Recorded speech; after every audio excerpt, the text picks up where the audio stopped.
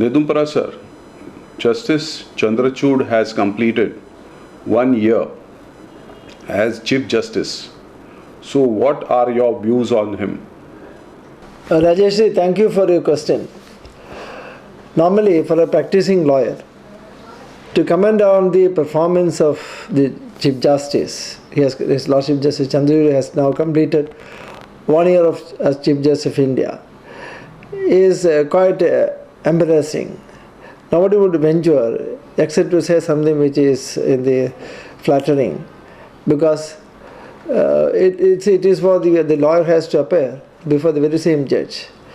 And if he seems to be critical of the judge or the court, and that will certainly affect his practice, because all orders are discretionary.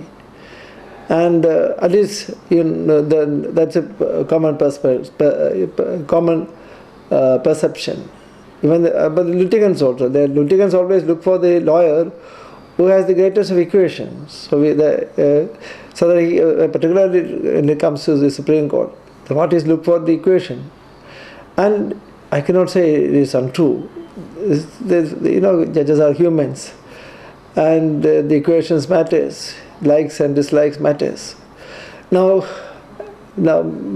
still, I venture to comment upon your question on the performance of the Chief Justice of India for the last 1 year, because the institutional judiciary and the functions which the Chief Justice discharged today is something far beyond what the founding fathers would ever imagine, and it is far beyond what it is the case in any other country.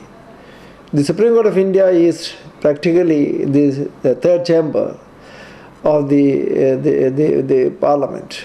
It is Supreme Parliament, the Supreme Executive, and the Supreme Legislature. That is the reality. The most powerful, people say, it is the most powerful court on earth, on the planet. Yes, it has become so powerful because it discharges, it has trenched into the domain of the Executive and Legislature. So it is all the more important, even at my risk of my career as a lawyer, and the perception which the litigant public may carry, to speak about it. And when I speak, I don't mean that I am at all being critical about Justice Chandrachud. I am all wanting to say an objective, fair, bona fide, my opinion about, a comment upon the functioning of the Supreme Court and the Chief Justice, Justice Chandrachud, as Chief Justice. I must say, Justice Chandrachud, unlike many other Chief Justices in the past, he is someone who has realized the shortcomings of the institutions. And when it comes to the shortcomings, one is, the lack of representation of women as judges and even as prominent lawyers. And here he has ascertained the reason as well. I don't find him in his tenure as Chief Justice. Justice Chandrachud couldn't, the collegium held by couldn't recommend appointment of any lady as a judge. I won't find fault with him that. The reason is, as Chandrachud has rightly said, for a judge to be appointed today, then that is somebody who was a lawyer, joined the bar 30 years before. So therefore, only if you attract the best talent and many the talented young ladies to join the legal profession and continue, then only we can have more representation for ladies. And then, if I am to comment positively, and if there's an area where I am in complete agreement with his lordships, that Justice Chandrachud has realized the discrimination in which the women in every field, even today, suffer. So look at every stage. Look at the plight of the widows, and the plight of those who seek maintenance, those who approach the family court, those who approach the magistrate court under DV, because I handled some of these matters. So, there is absolute denial of justice. People wait for 10 years, 15 years, even for maintenance. So there is a total collapse. And there, Chief Justice has spoken about, he is aware of it, but nothing much has not been done. And therefore, I salute His Lordship for his concern for the concern for the legitimate rights of women which is being denied. Then much more is required to be done in action. Yes. Then the other issue is the plight of the junior lawyers. This is very quite commendable that His Lordship, despite coming from a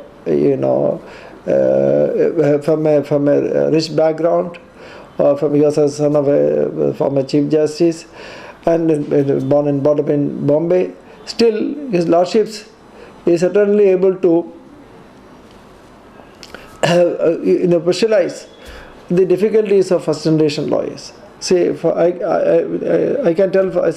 I always identify myself with the first generation lawyers because I come from a village.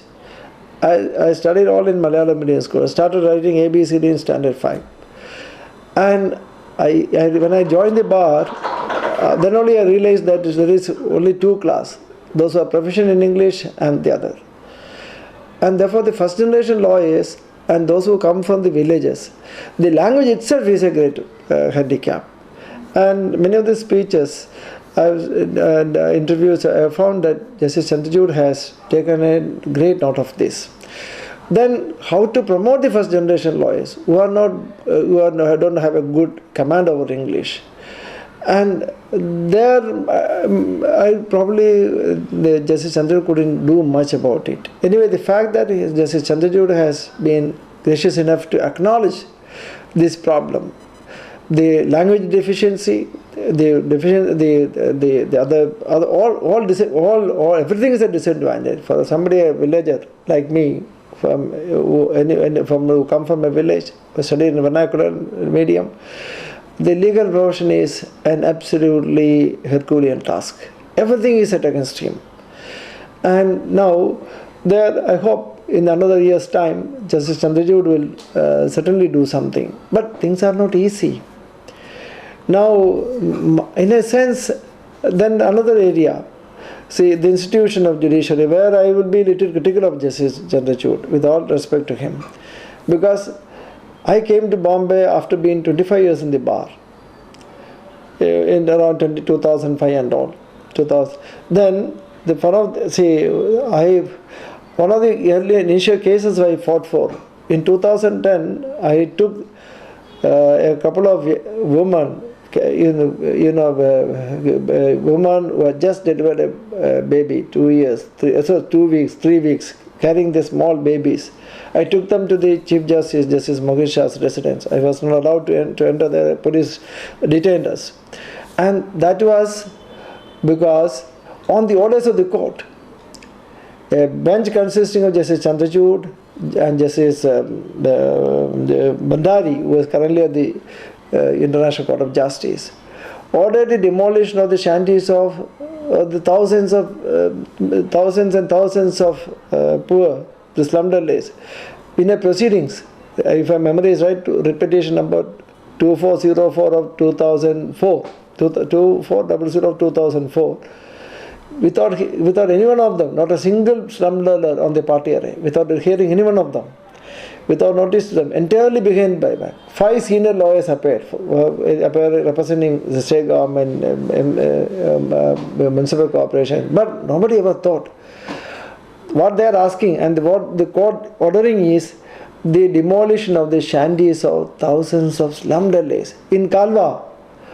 In 2010, and I came into the picture because one of my peons were from that Kalwa, and his shanty was demolished, and thousands. Then in those cases, and thereafter also I had appeared before His Lordship in a number of petitions, where seeking stay of the demolition of the structures on the orders of the Bombay High Court.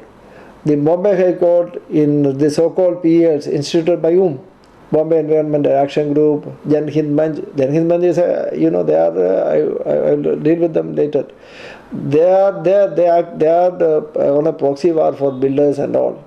One instance I should say, the Jan Hind Manch, Ayanji Bayanji, he instituted a PL, so-called PL, at the behest of Kalpadaru, and got the order, the construction of the Royal Palace State, and brought that man to total ruin. So this is how the PL industry works. This I'll continue in the next video.